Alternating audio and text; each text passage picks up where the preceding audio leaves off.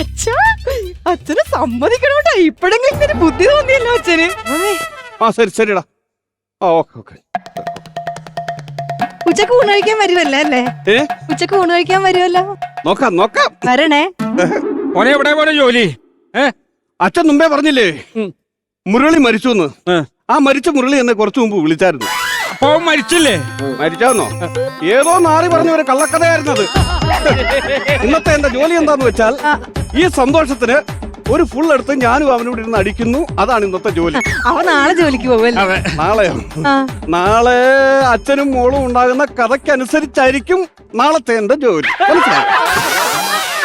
അപ്പോ happy new year. അടിച്ചു പൊളിച്ചാട്ടെ രണ്ടുകൂട്ടിരുന്നു. എന്ത് കഷ്ടം നോക്കരുത്. അച്ഛാ, അച്ഛന്റെ നാടകം അരങ്ങേറുന്നതിന് മുന്നേ പൊളിക്കല്ലേ?